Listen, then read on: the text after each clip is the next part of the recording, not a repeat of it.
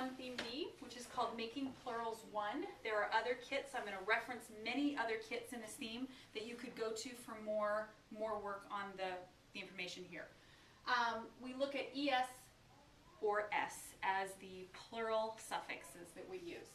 The big ideas in this theme are that English uses a suffix to make words into the plural, and that's important because we need to introduce this as a suffix that just happens to have a suffix, which is weird, but it has a long form and a short form. It's not 2 separate suffixes. They're both doing the same job, so we want to try to pitch them as the same thing. It's just you need to determine whether you use the long or the short. The plural suffix has a short form S and a long form ES. There are simple patterns for deciding whether to use the short or long form of the plural suffix. And this theme deals with the first of these patterns, and there's many other opportunities. I've listed them here on the charts. I'm not going to read them out. If you go and look at the photos I take of the charts, you can see them. Kit 3 and Kit 4 seem to be the main kits where more of this is delved into in more depth.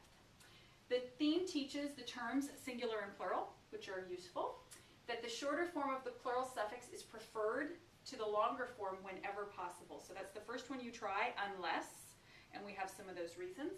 The longer form ES has to be used if you create an extra syllable when you make a word into a plural.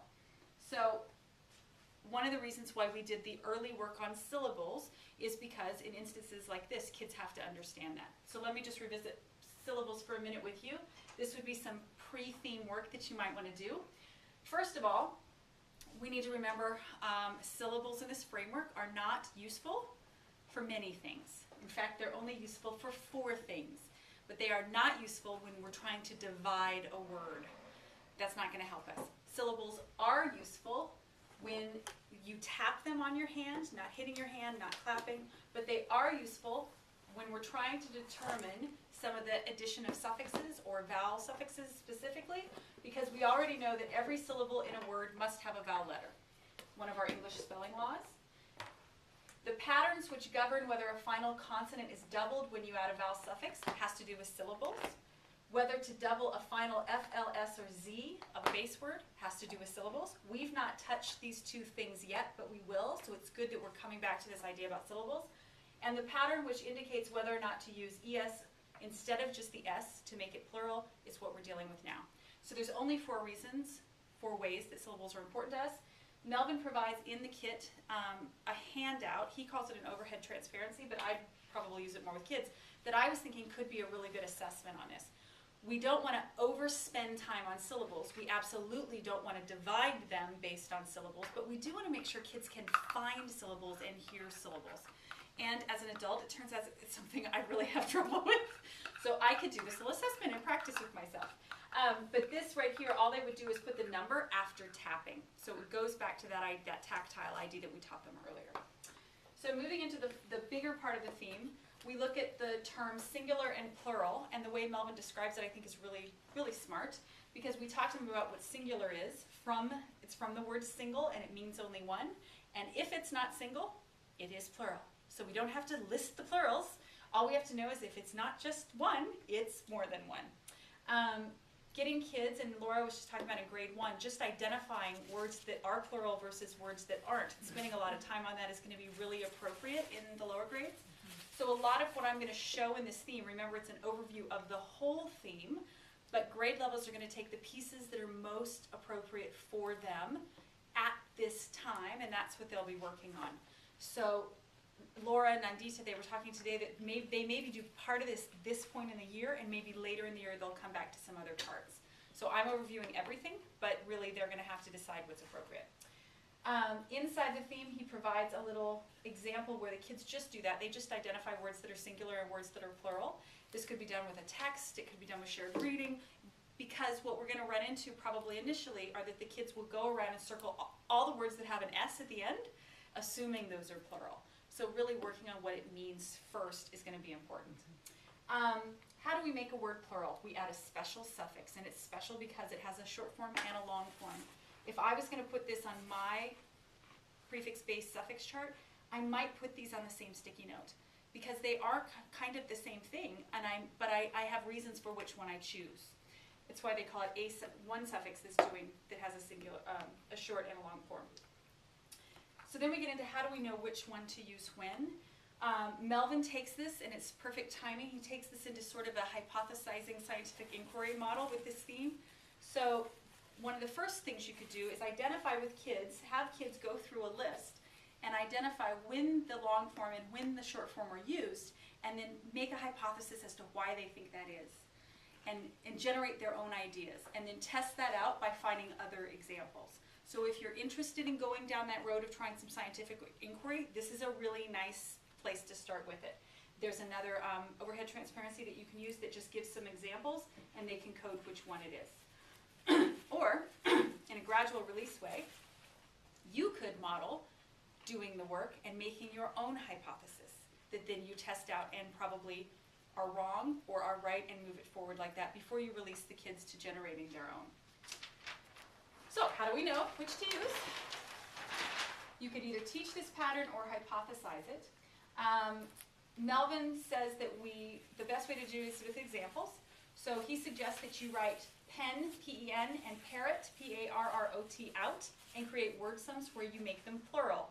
P-E-N plus S is rewritten as P-E-N-S, and P-A-R-R-O-T plus S is rewritten as P-A-R-R-O-T-S.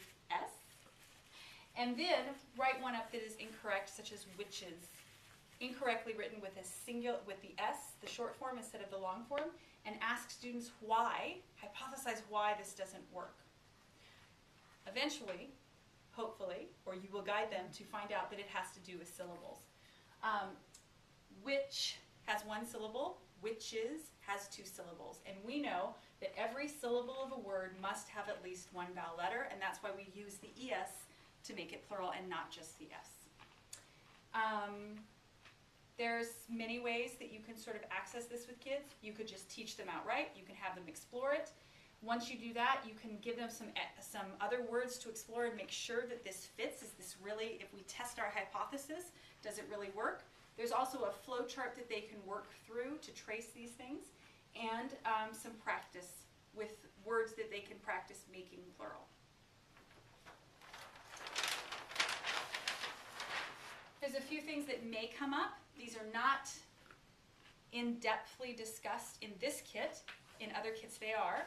I'm calling this the Dan Quayle issue because when that happened to him all those years ago, I believe I was in high school still, or at least college, and I remember feeling bad for him because I didn't know. I don't know. And this is one of those things that there's more to learn in this instance, but for now, and this is what Emily's little guy showed in our video, if the word ends in an O, we're going to add the ES suffix, the long form of the suffix. All the reasons why are in Kit 4, Theme D, and you can explore that now, but for now, this is where we're going to go, and there's some practice again with a flow chart that they can work through. Words that end in E, this is one that I did know the answer to after all my work in the last couple of weeks. Words that end in E follow, if it's a single silent E, they follow the pattern of vowel suffixing that we've been working on. We're not replacing the single silent E, or are we replacing? Change the E. We're dropping the E and adding the ES, but we're adding a whole suffix to it. The E doesn't really drop off, we're just adding that suffix. So you can practice with some of those as well. How would you read that? You would say B-A-S, no E, plus E-S? B-A-S-E plus E-S is rewritten as, check the joins, vowel suffix, no E, B-A-S-E-S. Okay. That's how I do it. And I don't think we even need to do vowel suffix. Check the joins. Just do the check the joins, and all that stuff is supposed to go on in your head. Yeah. Okay. And I'd like to graduate to that. My voice is somehow making my brain feel better, that if I say it out loud, I feel... Internalizing. Yeah, I feel better about that. So, and then the last little bit here are just some things that might come up that may need to be addressed. This one, I also, when I first sort of wrote it down, I thought, well, that's, okay. But then I saw it as evidence to my own child's work.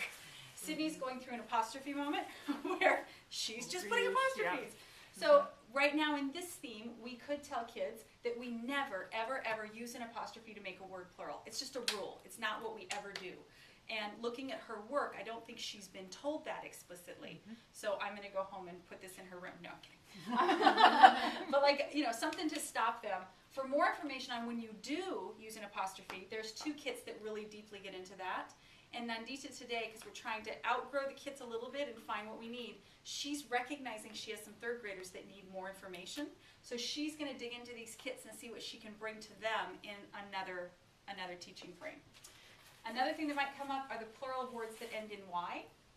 I am not going to say this very well because I don't feel like I understand it 100%, but basically the Y will change to an I and then we use the longer suffix.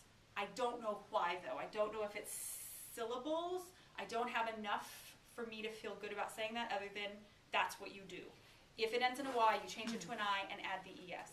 The way that I learned, this is the old way of phonics, is if there was a consonant before the Y, you drop the Y. If there's a vowel, like boys, if there's a vowel before the Y, you just add S. So Well, and are we that's- still saying Well, that? that's interesting because they don't say anything about the consonant in this one. They just say if it ends in Y, maybe I missed that when I was writing it. That would make sense because the second one, B-O-Y plus S, is because the vowel before the Y means you keep the Y. It's one of the 3 reasons. One of the 3. Right, because But it's you a keep the diagram. Y, you just put an S. This one, I think by changing the Y, you add the ES. So, Kit 3, Theme C, more information there, okay? And the last one is why is ES sometimes pronounced S and sometimes pronounced Z.